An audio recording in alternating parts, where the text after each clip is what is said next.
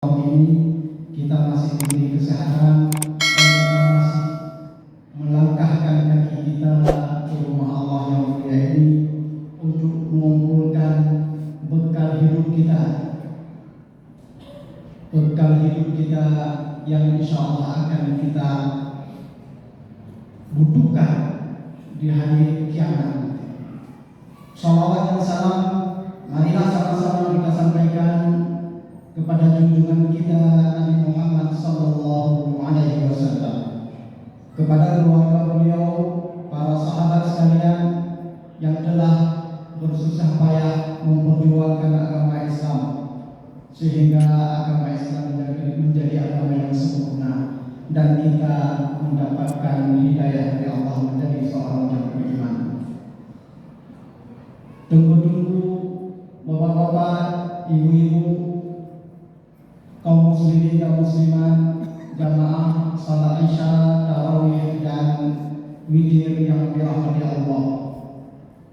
Pada kesempatan ini, karena kita pada malam ini adalah malam 17 Ramadan di Indonesia, tradisi Indonesia malam 17 Ramadan itu adalah malam nuzul Quran.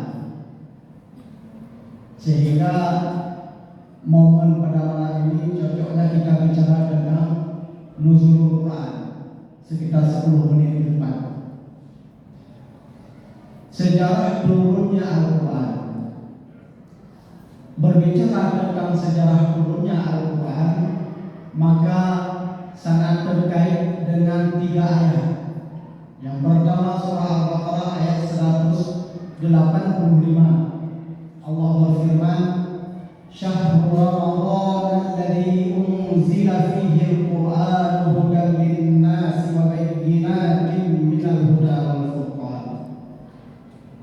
Bulan Ramadan di mana di dalam bulan tersebut diturunkan Al-Qur'an, hudan lin-nas sebagai petunjuk bagi manusia, wa bayyinatin minal huda wal furqan menjadi bukti kebenaran yang terdiri dari hidayah atau petunjuk dan pembeda antara yang baik dengan yang buruk. Kemudian ayat yang kedua, Inna anzalnahu fi lailatul qadar. Surah Al-Qadar ayat 1 dan seterusnya. Kemudian yang ketiga, surah Ad-Dukhan ayat 3. Allah berfirman, Inna anzalnahu fi lailatin mubarakah. Sesungguhnya kami menurunkan Al-Quran itu di dalam bulan yang berkah. Lalu kalau kita baca dalam kitab tafsir Ibnu Katsir jilid 2 halaman 405 dan seterusnya, dan halaman 179 dan seterusnya. Ada 2 jilid, ada jilid 2 dan ada jilid 14. Kalau Inna anzalnahu fi lailatul qadar. Dalam kitab tafsir Ibnu Katsir disebutkan, saya juga mencari-cari dari mana asal mula diperingati 17 Ramadan sebagai nuzul Quran. Ternyata di dalam kitab tafsir Ibnu Katsir tidak disebutkan 17 Ramadan secara khusus. Kalau Bapak Ibu bisa melihat kembali, dibuka kitab tafsir Ibnu Katsir jilid 2 halaman 179 dan seterusnya, itu disebutkan bahwa Allah itu memuliakan bulan Ramadan di antara bulan-bulan yang lain. Di dalam tahun Hijriah ada 12 bulan, Muharram, Safar, Rabiul Awal, Rabiul Tsani dan seterusnya. Di bulan Ramadan ini Allah muliakan bulan Ramadan di antara bulan-bulan yang lain. Kenapa? Karena semua kitab suci, baik Taurat, Injil, Zabur, Suhuf Ibrahim dan Al-Quran itu semuanya diturunkan dalam bulan suci Ramadan.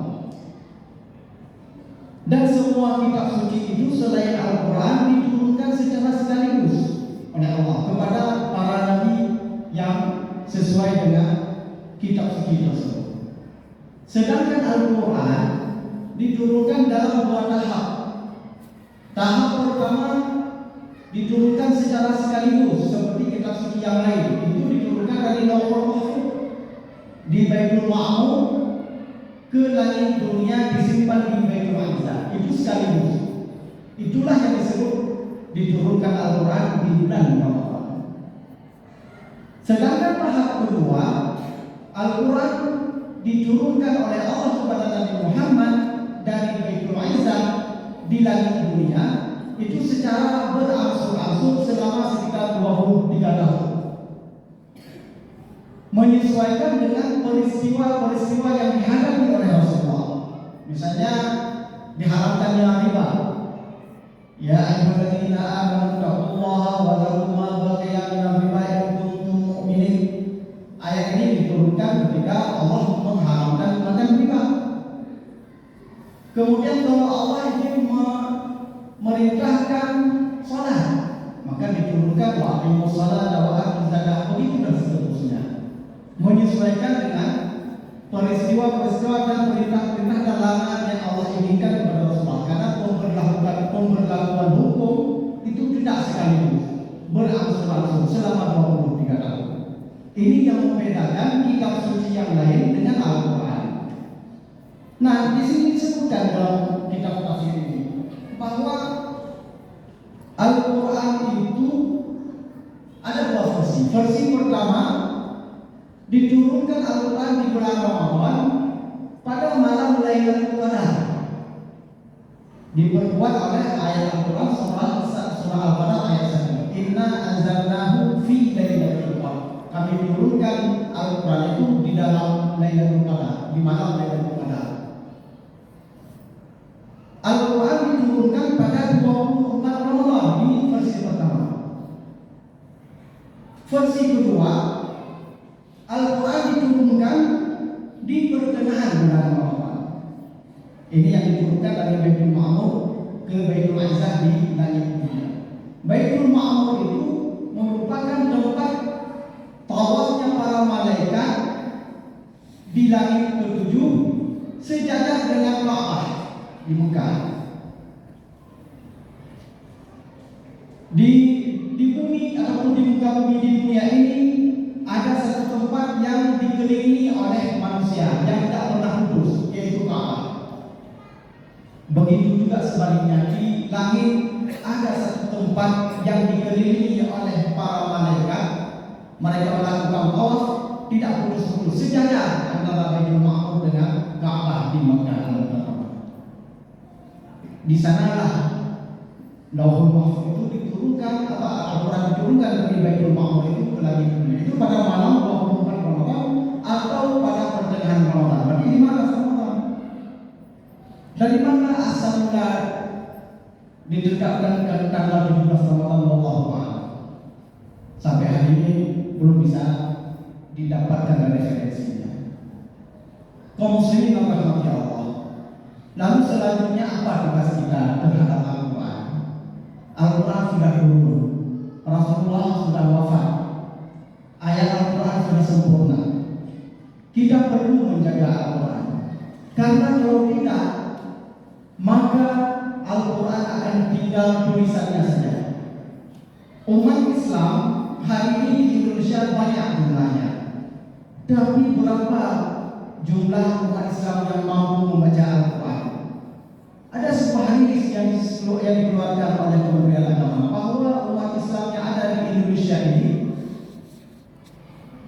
paling tinggi yang sanggup, yang mampu membaca Al-Quran yang benar itu sekitar 20%. Kalau ada 200 juta penduduk Muslim di Indonesia, kalau 200 juta bagi 20%, berapa? Kalau 200 juta bagi 10 kan 20 juta. Berarti kalau 200 juta bagi 20% sekitar 40 juta. 160 juta tidak sanggup baca, tidak mampu baca. Ini kita lihat saja di rumah kita masing-masing. Kalau di dalam sebuah rumah 5 orang, berapa orang yang tidak bisa baca Quran? Tak bagi itu jawab dari ngobrol dalam rumah roh saja baca Quran. Rumah dia yang tangga na 7 roh 2 roh saja baca Quran. Nama-nama baru kira-kira 20 roh ya. Jangan lebih dari apa yang disampaikan oleh agama. Maka saya baca sebuah hadis Rasulullah SAW dari Ali radhiyallahu anhu qala Rasulullah SAW yushiku an ya'tiya 'alan nasi zamanun la yabqa min al-islam illa ismu wa la yabqa min al-qur'ani illa rasmu masajiduhum 'amiratun wa hiya kharabun min al-huda ulama'uhum syarrun min tahti adhinis sama' min 'indihim takhrujul fitnatu wa fihim ta'amud rawahu al-Baihaqi fi Syu'abil Iman. Dari Ali radhiyallahu anhu berkata Rasulullah SAW bersabda, akan datang kepada manusia satu masa di mana Islam tidak tersisa kecuali namanya saja. Nama Muslim Abdullah, Abdul Rahman, Abdul Rahim, pokoknya semuanya nama Muslim, tetapi hanya nama juga. Salat tidak ada, puasa tidak ada, dan sebagainya. Wala yabqa minal Qur'ani illa rasmu, dan tidak tersisa Al-Quran kecuali tulisan. Nah ini yang penting, yang boleh kita perhatikan karena waktu kita sangat singkat. Hanya tertinggal tulisan. Al-Quran di rumah kita banyak, tapi tidak ada yang baca. Adapun yang baca cuma sedikit. Ada penduduk, ada penghuni rumah tersebut tidak mampu baca Al-Quran. Di dinding ada lukisan, tulisan Al-Quran, ayat-ayat Al-Quran. Begitu kita suruh baca kepada penghuni rumah kita, tidak tahu apa yang ditulis di dinding. Apalagi artinya, bacanya tidak tahu. Dan kita lihat hari ini berapa banyak Muslim tapi tidak mampu membaca Al-Quran. Inilah yang dikhawatirkan oleh Rasulullah akan datang zaman tersebut. Apakah zaman itu sudah ada atau belum? Nah, kita bisa mengukur sendiri.